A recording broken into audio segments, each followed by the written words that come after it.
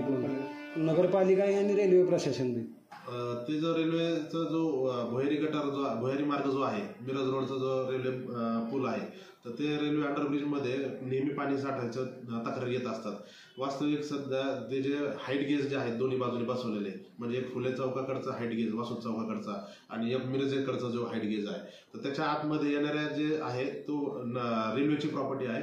Railway ते काम करते आणि रेल्वे त्याचं मेंटेनन्स करते. आम्ही मागे एक संयुक्त पाहणी देखील केली होती कारण की नगरपालिका हद्दीमधील गोष्ट असल्यामुळं आम्हाला पूर्णपणे त्या गोष्टीकडे दुर्लक्ष करून चालत नाही. तर त्याच्यामुळं आम्ही किमान नगरपालिकेने दर बुधवारी त्या रेल्वे अंडरब्रिजचं नगरपालिकेचे कर्मचारी लावून त्यात अग्निशमनचे कर्मचारी असतील सफाई कामगार असतील तर आम्ही त्याची दोन्ही बाजूची नाके सफाई करतोय. त्याचा पूर्ण तिथं चिखल वगैरे काढतोय. तुम्ही पाहिलं असेल जाता येता की ते चिखलचं निचरा होऊ देतो आम्ही 24 तासाला ठेवतोय कारण की ओला चिखला उचलणं शक्य नाही होत कर्मचाऱ्यांना. त्याच्यामुळे त्याचा निचरा झाल्यानंतर ते चिखला परत उचलून आम्ही आमच्या डम्पिंग साईटला जाऊ देत आहे.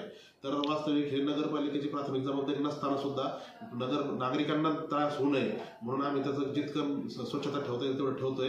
परंतु झालंय काय की ते अंडरब्रिज जे आहे तर ते त्याच्या पलीकडं आपल्या माळवाडीकडं एक तळ आहे तर त्या तळ्याची जी खालची लेवल आहे त्याला म्हणजे लो लेवल म्हणतो आम्ही तर ते लो लेवलच्या पण खाली हे बोगदा गेल्यामुळं ज्या ज्यावेळेस पाणी साचतंय आणि तलावामध्ये पाण्याची लेवल वाढली तर ह्या बोगद्यामध्ये पाणी येत आहे. नैसर्गिक पाण्याचा जो झरा आहे तर त्या पद्धतीने ते पाणी निघतंय.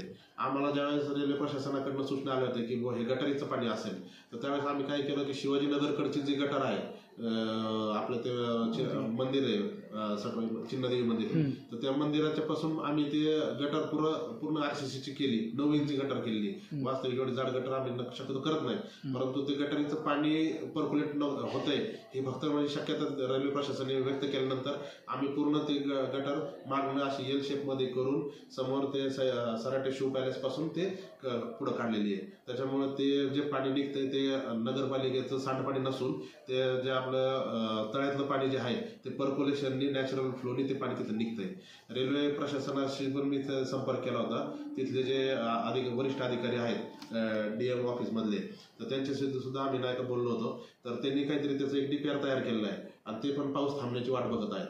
आपल्याला माहिती आहे की आपल्या इथं वंदे मातरम चौकातलं जे रेल्वेचं क्रॉसिंग आहे तर तिथे सुद्धा मागच्या वर्षी त्यांनी दोन्ही बाजूचे ते कॉन्क्रिटीकरण करून घेतलं होतं. थोडक्यात त्याचं कॉन्क्रिटीकरण करणे त्याचं मेंटेनन्स करणे यासाठी त्यांचे वर्षाचे मेंटेनन्सचे टेंडर पण निघत असतात आणि ते त्यांच्याकडनं होणं अपेक्षित आहे.